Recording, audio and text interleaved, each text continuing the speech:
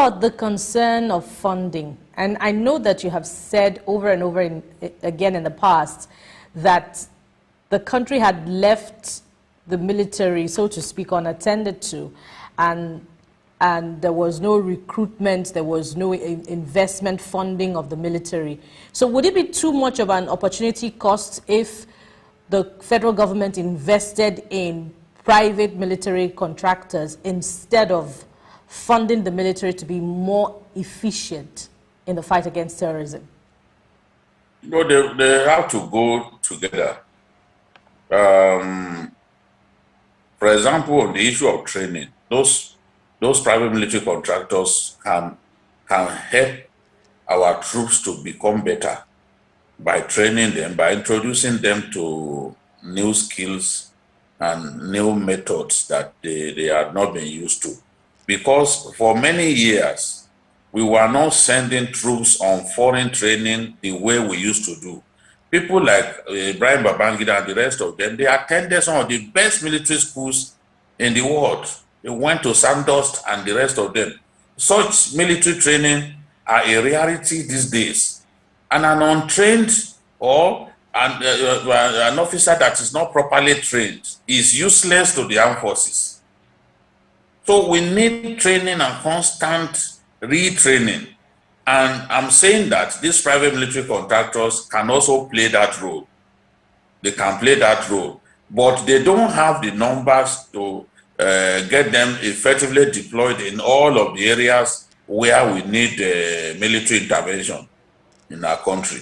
So you still have to use Nigerian troops. You still have to deploy Nigerian troops to all of the problem areas.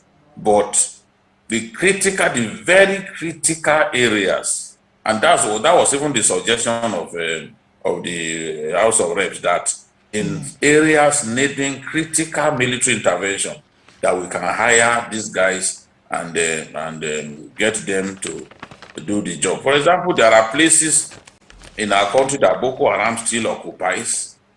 You hear stories that they are not occupying any territory, but the people saying that know in their hearts that they are lying.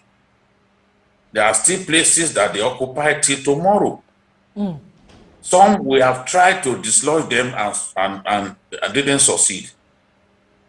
With the support of the private military contractors, I'm confident that we can chase Boko Haram away from some of their strongest, their strongholds, so that we can keep our communities free of terrorists.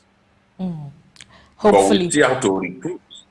Recruitment into the army must be sustained, and we must, every year, from the look of things, we should be recruiting no less than 5,000 to 10,000 fighters into the army.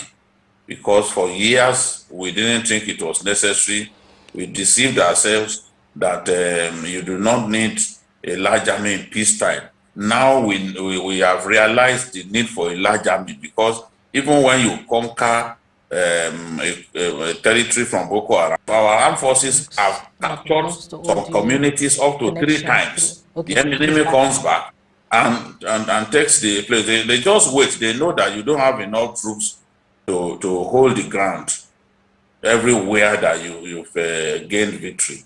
So once, if the place is strategic to them, they just wait for some time. They know that the troops will be moved to somewhere else. So they come back and reoccupy a place where they had been effectively dislodged. So that is because we don't have enough troops. And the army is overstretched. Across the country, the army is fighting left, right, and center.